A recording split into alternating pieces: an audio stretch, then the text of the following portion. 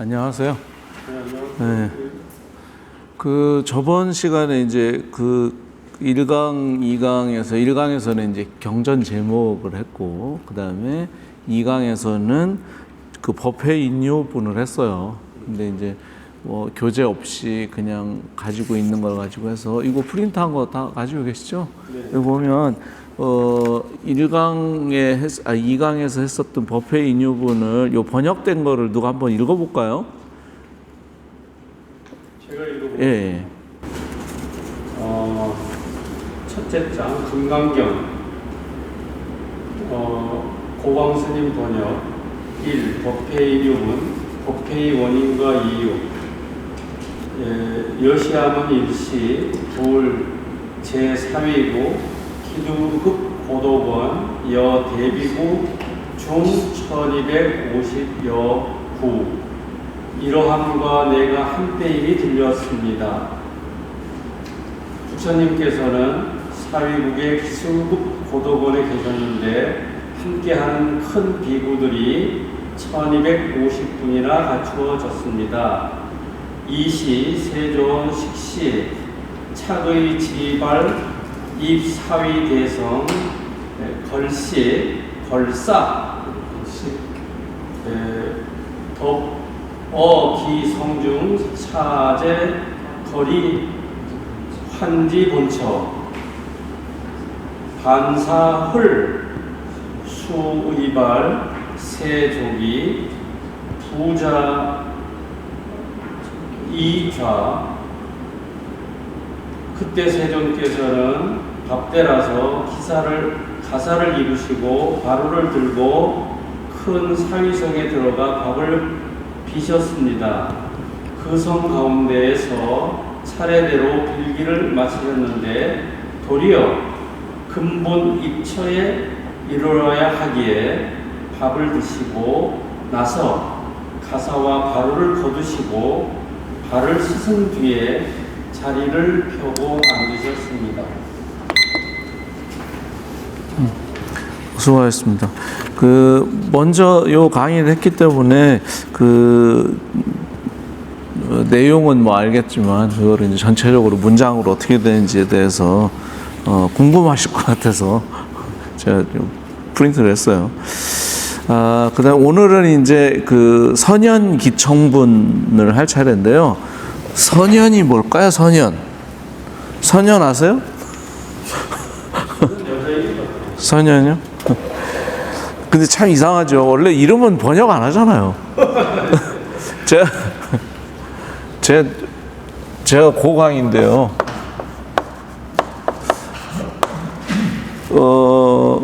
제가 고강인데 제가 미국에 가가지고 미국 사람한테 나 올드 라이트예요.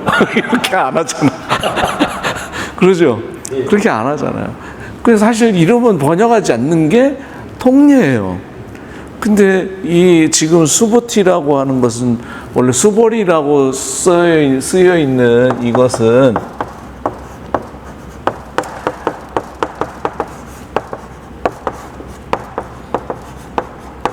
수보리는 원래 수보티라고 하는 원어를 음사한 거예요. 수보티나 뭐 수보리나 비슷하잖아요. 그래서 이제 수보리는 사람 이름인데 그거를 한문으로 뜻을 번역하면 선연이에요. 네.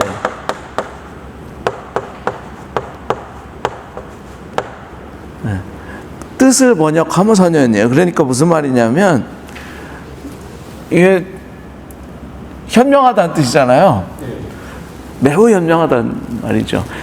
그 선연이 이제 수보리가 해공제일이라고 그래요. 부처님이 10대 제자 중에서 해공제일이라고 그래요. 해공제일.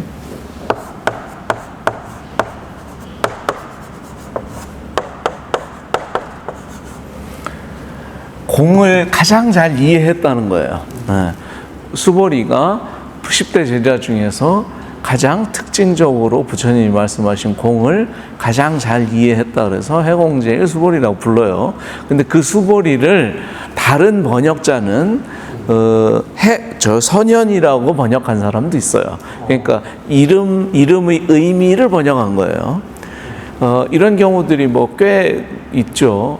예를 들면 우리가 뭐 많이 알고 있는 관세음보살 이런 거 있죠.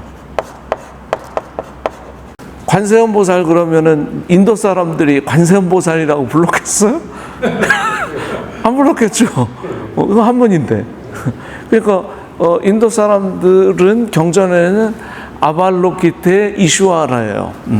아발로키테 이슈아라 보디사투아예요. 근데 그거를 관세음이라고 번역했어요. 그러면 관세음이라고도 번역돼 있고 또 관자재로도 번역돼 있어요.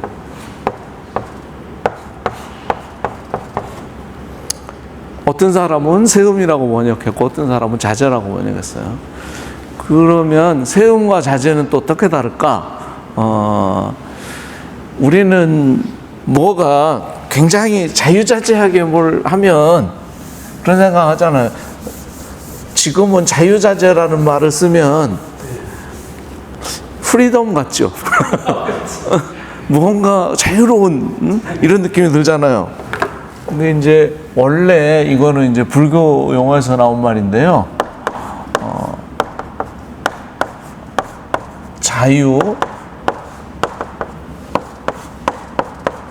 자제라는 말은 스스로가 이유이고 스스로가 존재한다는 뜻이에요. 그러니까 어떻게 해요? 신이 우리는 이 세상이 어떻게 만들어졌지? 뭐 이런 거 다 만들듯이 만들었다고 생각하겠죠. 만들었으니까 내가 있지. 이런 생각을 해요. 그러면 그 만든 사람에 또 만든 사람이 있겠죠. 그렇게 쭉 나가다 보면 만든 사람에 쭉 나가다 보면 나 죽을 때까지 해도 이게 계산이 안 끝나요. 그럴 때 어떻게 하냐면 딱 끝내고 여기가 시작이야. 그러면서 이름 붙이고 끝냅니다. 그래서 우리의 모든 것들은 다 이렇게 이름 붙이고 끝내게 돼요. 그래서 애기들도 제가 안 길러봐서 잘 모르는데요. 애기들도 끊임없이 질문을 하죠. 엄마 저게 뭐야? 그래서 뭐라 그러면 그건 또 왜 그런데? 뭐 계속 물어봐요. 근데 언제쯤 질문이 끝날까요? 걔가 이름을 이해하면서부터 끝나요, 질문이. 그러니까 저게 뭐야? 이렇게 얘기했는데 저거 차야? 이렇게 했는데 그럼 차가 뭐야? 했다가 나중에 저게 차구나라는 이름을 딱 붙이는 순간 그 다음부터 질문 안 합니다. 그래서 우리의 모든 질문은 이름 붙는 순간 끝나요. 그래서 신도 이름을 붙이는 순간 신이 만들었다고 우리는 생각하는 거예요. 그래서 이제 그 개념에서 나온 게 자유자재라는 뜻이에요. 그러니까 자유자재라는 말은 스스로가 존재하게 되는 이유이고 무엇으로부터 비롯된 게 아니고 그거 자체가 이유이고 그 다음에 누가 만들어서 존재한 게 아니라 스스로 존재한다는 거예요. 그러니까 신의 속성을 뭐라고 부른다고요? 자유자재라고 불렀다고요. 근데 그것을 어떻게 그런 이 자제함을 관찰하는, 자제하다고 관찰하는 보살이라는 뜻이겠죠. 그러니까 아발로키테 이슈아라는 그 스스로 존재한다고, 스스로 존재하고 있다고 세상을 관찰하는 보살이라는 뜻이에요. 그러니까 부처님 이전의 사람들이 가지고 있었던 신관 속에서 살아가고 있는 사람들이 그런 신들, 그런 개념이 관자재 보살 또는 관세음 보살인 거예요. 근데 여기서도 이제 선현이라는 말이 원래는 번역하지 않는 것이지만 이렇게 중국 사람들이 생각할 때 요거는 뜻을 번역해도 번역하면 그 사람들의 생활상을 이름 속에서 읽을 수 있겠다. 이런 경우에는 번역을 해요. 근데 사실은 이름 번역하는 것처럼 웃기는 게 없는 거죠. 진짜 이거 말 안 되는 얘기인데요. 원래 이름은 그냥 쓰죠. 그래서 지금 여기 선현기청폰이란 말은 선현이 수보리가 일어나서 청했다 이런 말이에요. 그러니까 먼저 이제 부처님이 아무도 묻지도 않았는데 자리를 펴고 앉으셨죠. 그래서 이제 그 다음 질문을 하는 그 다음 이제 내용이에요. 시에 하는 말은 그때 그런 말이죠. 장로 수보리가 우리 장로라는 말이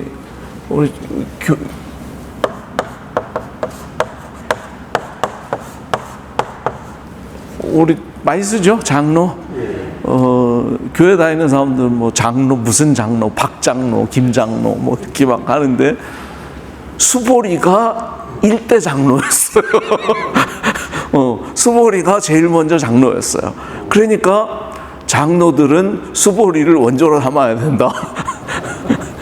장로라는 말이 무슨 말일까요? 이게 장은 으뜸이고 그 다음에 연장자고 뭐 이런 뜻이죠. 연장자이면서 연세가 드신 분 뭐 이런 말이에요. 그래서 장로라는 말은 승려가 된 지 꽤 오래되고 덕이 높은 사람들을 부르는 용어로 쓰였던 거예요. 그러니까 수보리, 장로 수보리라는 이름이 지금 등장했다는 말은 수보리가 이미 장로가 됐을 때니까 출가하고 한참 지난 뒤인 거죠. 그렇다면 수보리가 출가하고 한참 뒤라 그러면 이 사람은 최소한도로 부처님의 가르침을 굉장히 많이 이해했을 가능성이 많죠.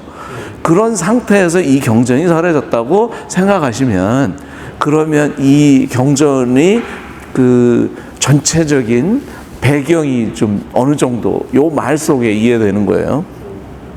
그러니까 장로 수보리가 제대중 중 대중 가운데에 있었어요. 그죠? 제대중 중. 먼저도 얘기했지만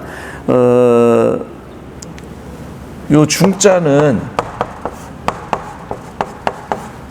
이렇게 쓰는데 이렇게도 써요. 이렇게 그 절집에 가면 이제 주련 같은데 보면 이런 글자 써 있는 거 볼 수 있을 거예요. 사람이 셋이야. 사람이 셋. 이거를 무리중이라고 써요. 옛 글자 이제 이걸 이체자라 그러는데요. 다른 것으로 쓸 때 이렇게 써요. 그래서 저게 무슨 글자지 이러지 말고요. 무리중자라는 뜻입니다. 그래서 그 대중 가운데 수보리가 있어서 즉종좌기했어요. 여기서 이제 곧바로 무엇으로부터 좌기가 앉아 있다가 일어난 거죠. 곧바로 대중 가운데 수보리가 있다가 지금 부처님이 갑자기 자리를 깔고 앉으시고 설법 준비를 딱 하니까 수보리가 딱 눈치를 까고 일어나가지고 편단우견 웃을 착지했어요. 편단우견은 이렇게 입는 것을 편단우견이라고 그래요. 한쪽 어깨를 내고 한쪽 어깨는 이렇게 감싸고 이걸 편단우견이라고 그래요. 그래서 한쪽 어깨를 드러내고 웃을 착지, 이제 그 웃을 착지란 말 오른쪽 무릎을 땅에 댔다 이렇게 얘기하는데요. 인도나 이제 남방 쪽에 가면 그 바닥에서 직접 이제 그 절도 하지만 대부분 그 남방 가사는 치마 형식입니다. 그래서 가사가 무릎까지밖에 안 와요. 이 밑에는 그냥 날다리입니다. 날다리고요. 노팬티입니다.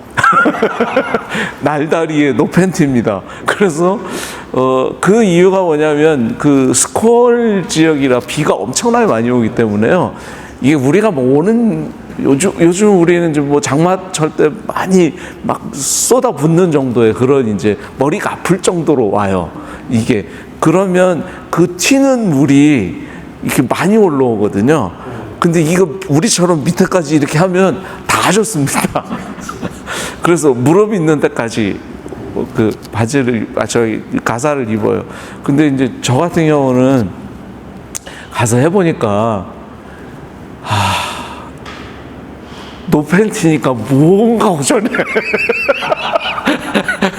무언가 오전에 바람이 막 술술 들어오고 그런 상태로 지내기 때문에 이제 바닥에다가 진흙 바닥이나 이런 데서 이제 절할 수 있는 상황도 아니기 때문에 그래서 그 보통 그 스승이나 이제 존경하는 분을 위해서 분께 이제 예배를 드릴 때는 우요 삼잡이라 그래서 오른쪽으로 이렇게 3번 돌아요. 그러니까 우리가 탑돌이 하잖아요. 탑돌이 하듯이 이렇게 오른쪽으로 3번을 돌아요. 그리고 왼쪽으로 돌면 나 진짜 싫어 이런 뜻이에요.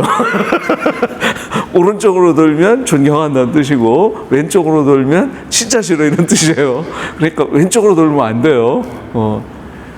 그래서 오른쪽으로 돌거나 그렇지 않으면 이렇게 합장한 상태에서 오른쪽 무릎만 이렇게 댑니다. 이렇게. 제가 다리가 아파서 안 돼요. 자세가. 그래서 오른쪽만 딱 대면 합장하고 오른쪽만 딱 대면 그게 웃을 착지가 되는 거예요. 그거는 스승에 대한 존경심을 표할 때 그렇게 하는 거죠. 그래서 오른쪽 무릎을 땅에다 대고 합장하고 공경해요. 합장하고 공경한 예를 취하는 거죠. 그리고 그런 말이죠. 백불어나사대 그랬어요. 여기 보면 백이라는 말도 고백한다 이런 말이죠. 그러니까 왜 우리 그런 거 있잖아요. 여기 뭐 공사 중 해놓고 무슨 뭐 건물주 100 뭐 이렇게 쓰잖아요. 그 100이 200이에요. 그래서 이거는 알린다 뭐 이런 뜻도 되고 그죠? 근데 지금 알린다고 말했어요. 근데 200 불 언이라는 말을 또 했어요. 이것도 말한다는 뜻이잖아요. 이것도 말한다는 말이고 무슨 말을 이렇게 써요?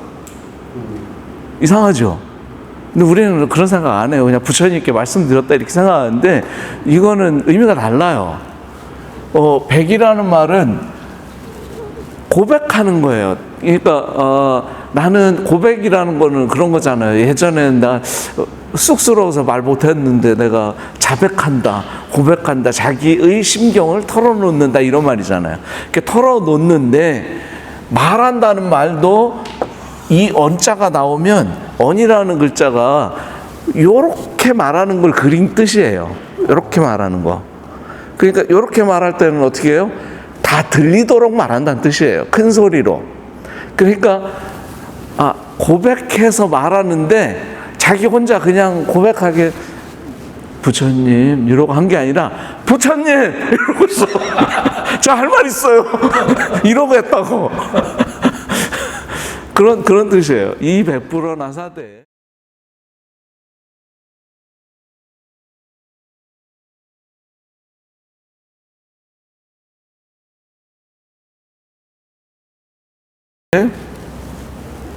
뭐라 하냐면 희유하십니다라고 얘기했어요. 희유 그랬어요.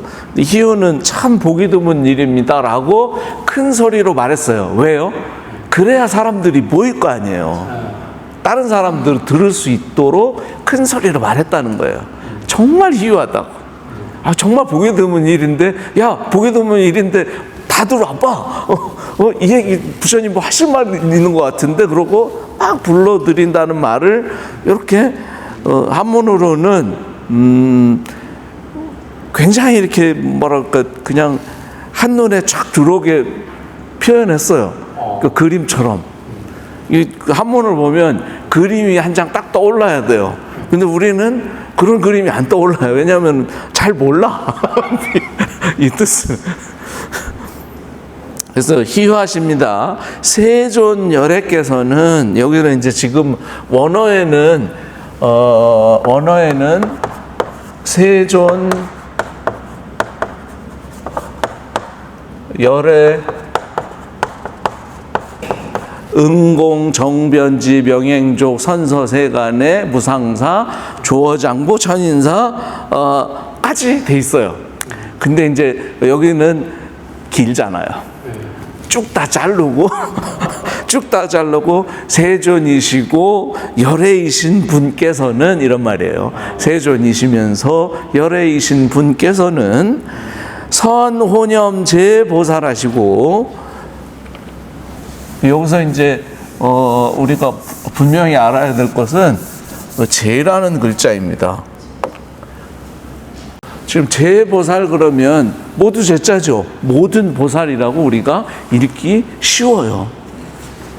근데 이 제자는 말씀원 플러스 뭐 있어요? 농자자가 이렇게 있는 글자예요. 그래서 뭐냐면 이름으로 되어 있는 것들, 이런 뜻이에요. 그러니까 구마라지 번역할 당시에는 이게 제가 모든 거지만 이름 붙여진 모든 것이라는 말이에요. 이름 붙였다는 말은 존재로 여기고 있다는 뜻이에요. 그래서 제보살이라는 말은, 그래서 이제 우리가 삼법인을 공부할 때 제행무상 그러죠. 그럼 우리는 어떻게 읽어요? 제행무상 그러면 모든 행은 무상하다. 근데 말이 이상한 거예요, 이게. 그러니까, 말이 이상하니까 그냥 무상하다는 말만 해. 세상이 무상하대. 모든 거는 다 변해. 그러니까 무상하다는 거야. 근데, 삼법인에서 이 무상은 부처님이, 삼법인에 관한 것은 부처님 당시에는 삼법인이라는 말이 없었어요. 이거는 한참 후대에 힌두교와 불교가 서로 섞이기 시작하면서 불교와 힌두교를 타 종교와 불교를 판별해야 될 필요가 생겼어요. 나중에. 왜냐하면 이게 부처님의 말씀인지 아닌지를 구분하기가 힘든 거예요. 그럴 때에 부처님은 이 얘기를 했는데 다른 어떤 데서도 한 군데도 이 얘기가 없어요. 이건 오로지 부처님만 했어, 이 얘기는. 그것만 딱 뽑은 게 삼법인이에요. 그러니까 무상하다는 얘기가 부처님만 했어야 돼. 근데 아시다시피 아니잖아요. 부처님만 한 얘기가 아니에요. 무상하다는 말은 수없이 많은 사람들이 했어. 부처님 이전부터 했어요. 그러면 이게 거짓말이든지 사실이려면 우리가 아는 무상이 아니어야 되는 거예요. 그래서 무상에는 빨리어로 아사사타의 무상이 있고 아니자의 무상이 있어요. 그러니까 부처님은 아니자라고 하는 무상을 말씀하셨지 아사사타의 무상을 말한 게 아니에요. 그러니까 우리가 알고 있는 것은 무슨 무상이냐면 아사사타에 관한 무상이에요. 아사사타라는 말은 시간이 변함에 따라서 형태가 그대로 남아있지 않다는 뜻이에요. 우리가 알고 있는 무상이죠. 근데 이 아니자의 무상은 뭐냐면 시간적이지 않다는 뜻이에요.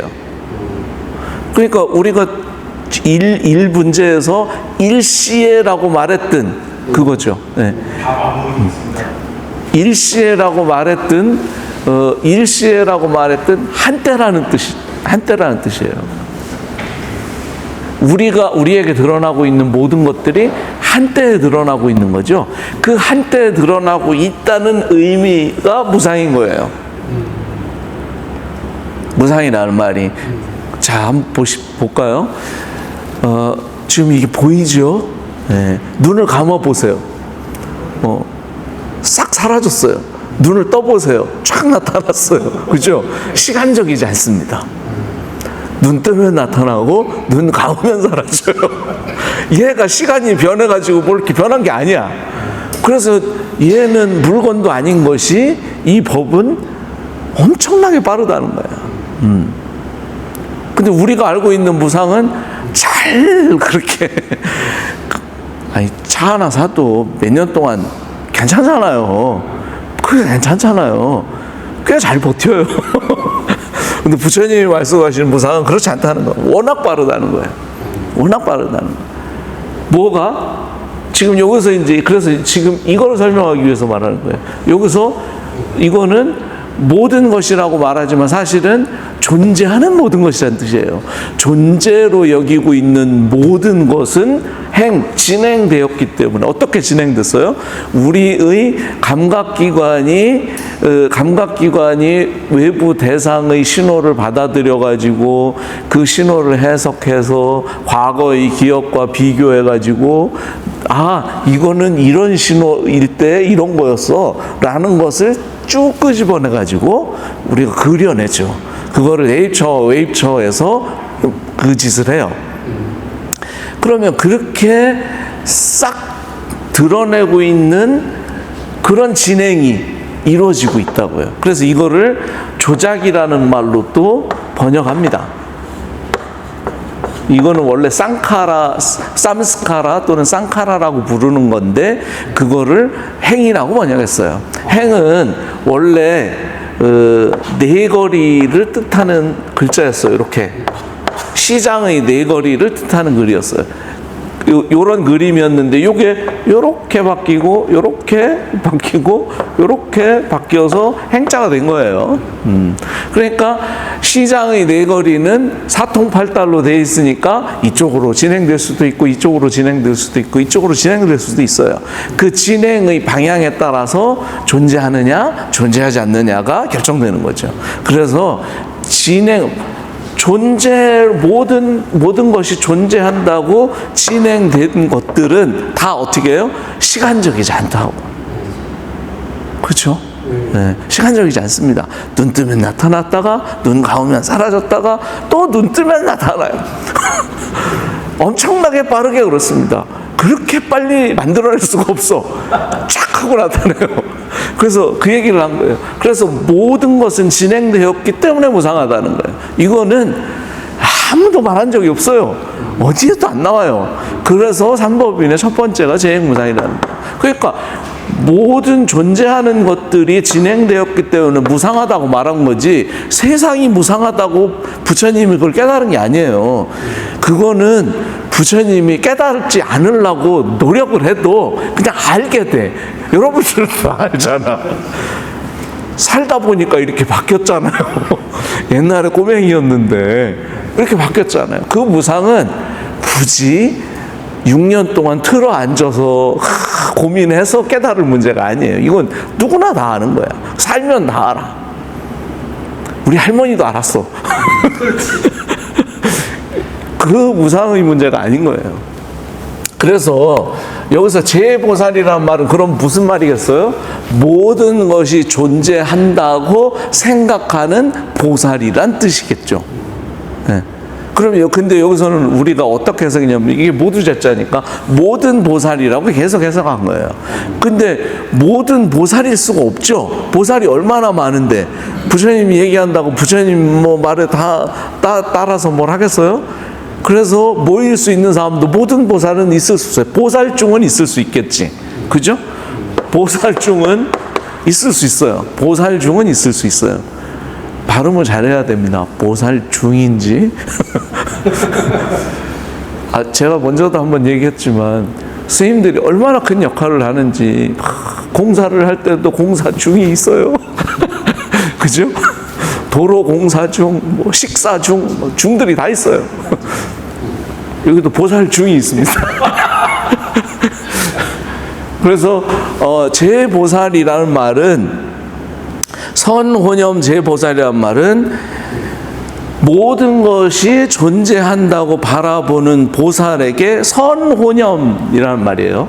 선이라는 말은 훌륭하게 착하다는 말이 아니라 훌륭하다는 뜻이에요. 훌륭하게 혼염하라고. 훌륭하게 혼염하라고.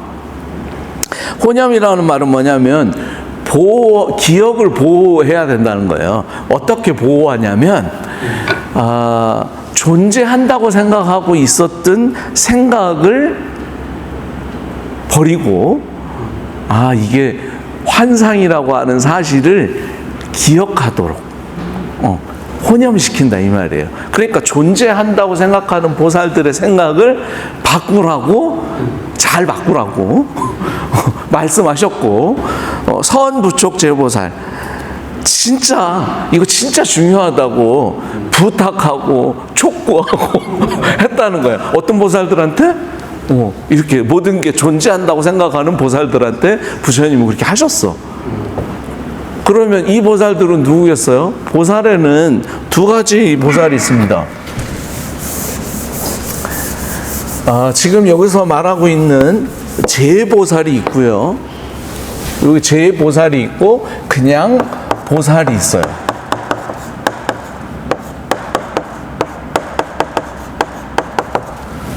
그러면 제보살과 그냥 보살은 어떻게 다를까요? 원래 보살은 보디사투와라고 깨달음을 얻으려고 그 중생의 삶으로 살아가고 있는 자를 말해요. 그래서 사실은 이제 부처님이 깨닫기 이전의 삶을 보살이라고 붙여서 부르던 거예요. 근데 시간이 지나니까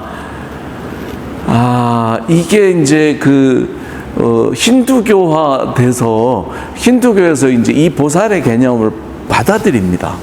그래가지고 받아들여서 그런 보살이 되려면 그냥 단박에 되겠어? 한 3아승직업 정도는 닦아야지? 뭐 이런 생각을 그렇죠. 한 3아승직업 정도는 닦아야 그래도 보살이라고 하실 수 있지, 뭐 이런 생각을 하는 거예요. 그런 보살이 제보살인 거예요. 모든 게 존재한다고 생각하는 보살. 그 중에서도 왕보살이 있겠죠. 그거를 보살 마살이라고 부르는 거예요. 보살인데 마살이야. 큰 보살이에요. 그 중에서도 왕띵이야. 이 왕띵이는 특별한 능력을 가지고 있어요. 그래서 뭐 시바신이나 뭐 이런 것들이 이제 그런 보살로 이제 바뀌죠. 그런 의미에서 보살이고, 이것은 실제로 깨닫기 이전의 삶의 보살을 말하는 거예요. 그래서 이거는 보살승이라는 말로도 써요. 그러니까 제보살과 보살승은 다른 거야.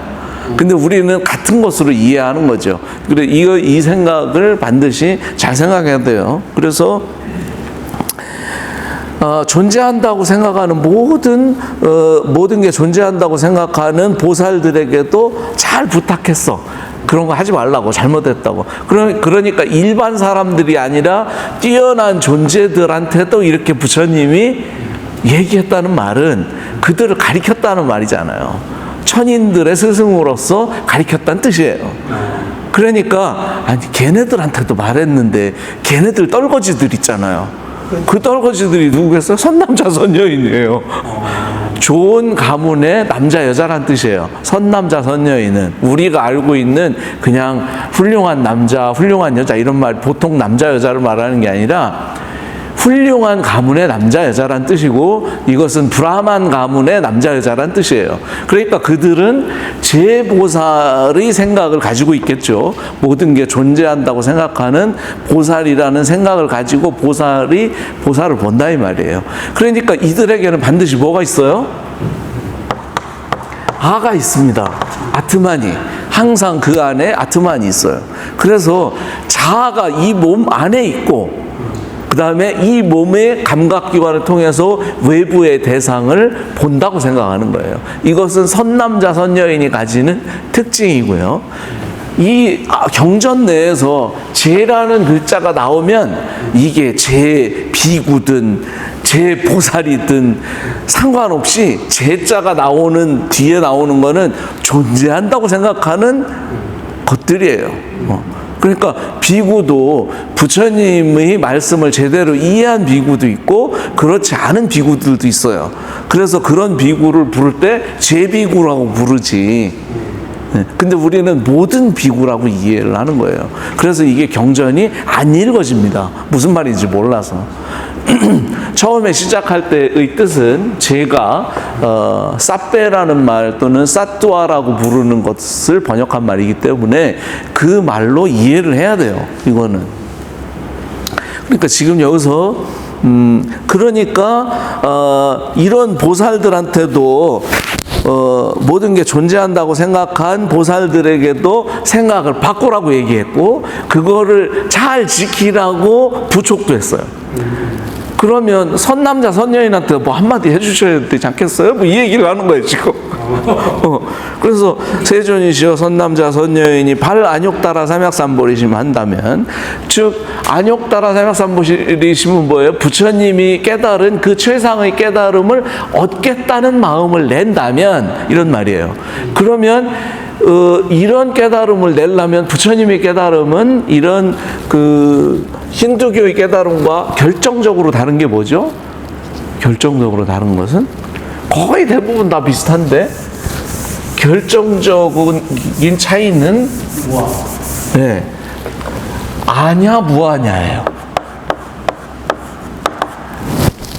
아트만이 있느냐 아니면 무아이냐. 부처님은 무아를 말씀하셨죠. 힌두교는 아트만을 말했어요. 그러니까 아트만으로 이해하느냐 무아로 이해하느냐의 차이가 있는 거예요. 그러니까 최상의 깨달음은 결국 무아를 이해하는 것이 최상의 깨달음이에요. 내가 무아로 이해하지 못한다면 나는 최상의 깨달음에 다가가지 못한 거죠. 그러니까 선남자 선녀인은 아트만으로 생각하고 있으니까 아트만을 어떻게 해야 되겠어요? 아트만을 버려야 되겠죠. 그러니까 무아해야 된다 이 말이에요. 그래서 선남자 선녀인이 안욕따라 삼약삼보리심을 바란다면, 그 마음을 일으켰다면 뭘 해야 되냐면 운하주 운하 항복기심 이렇게 물었어요. 이게 참 중요합니다. 보통 이거를 우리는 응당이라고 번역합니다. 그죠? 네, 응당이. 그럼 응당이라는 말은 이렇게 써서 응당이라는 말이에요. 그죠? 그래서 응이나 당이나 같은 말이에요. 근데 뒤에는 당이라는 말이 나와요. 당을 혼자로 단독으로 쓰고 있어요. 그렇다면 응당이라는 말은 사실 뒤에 해석한 사람들이 잘못 이해한 거죠. 이 응은 지금 요 글자는 요렇게 되어 있는 요거는 뭐냐면 큰 관청 건물을 나타내는 글자예요. 그 다음에 요거는 사람 인자에 꼬리 짧은 새가 이렇게 있죠. 네, 새추자. 요거는 사람이 있고 꼬리 짧은 새가 있고 그 다음에 여기에 마음 심자가 있는 거예요. 그러니까 다시 말하면 큰 관청에 사는 사람이 취미로 뭘 키우냐면 앵무새 같은 거 키웁니다. 꼬리 짧은 새를 새장에 넣고. 이게 이제 고위관직자들이 할 수 있는 그 사치죠. 그래서 사람이 새장에 있는 새를 쳐다보면서 마음을 주고받는 거야. 그래서 이거를 응한다라는 말이고 서로 마주보고 있다는 뜻이에요. 그래서 우리는 응대한다 할 때 뭐예요? 마주보고 상대방을 대하고 있다 이런 말로 쓰죠. 그러니까 지금 여기서는 응이라는 말이 이때 당시에는 마주한다는 뜻이에요.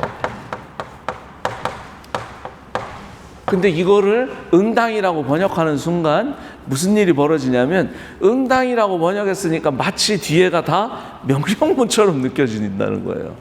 그래서 이제 이해할 수 없는 이제 질문과 대답이 서로 안 맞는 문제가 생겨요. 그래서 이제 여기 질문은 뭐냐면 운하주 그랬어요. 이 운은 지금은 이게 말한다 이런 뜻이지만 아까도 말씀 어짜도 있었는데 그 말하는 거하고 이거하고 또 어떻게 다르냐는 거야. 그죠? 운은 원래 이렇게 생긴 구름을 그린 글자였어요.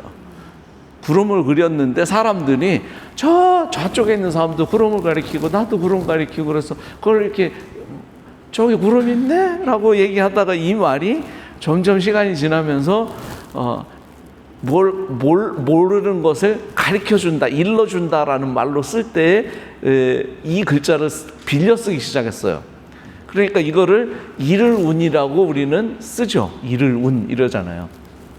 그래서 뭘 일러준다는 말이에요. 몰랐던 사실을 일러준다는 말로 이 글자가 쓰여요. 그러면 구름이라는 뜻이 사라졌죠. 구름이라는 글자가 사라졌기 때문에 이 운자 위에다가 비호자를 이렇게 해서 구름 문자를 다시 만듭니다. 그러니까 구름 문자가 나중에 생긴 말이에요. 원래는 이게 구름이란 뜻이었고, 근데 이게 지금은 이 번역될 당시에는 일러주다라는 말로 쓰인 거예요. 그래서 응하는 것을 일러줬어요. 뭐라고 일러주냐면 어떻게 머문다고. 지금 응하고 있다는 말은 나와 대상이 서로 응하고 있죠.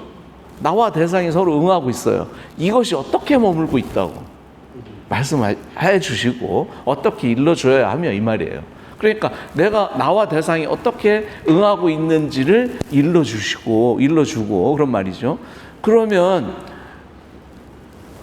자 보면 아가 내가 안에 있어서 본다고 생각하면 나도 존재이고 외부 대상도 존재예요. 그러면 존재와 존재가 서로 응하고 있는 게 되겠죠.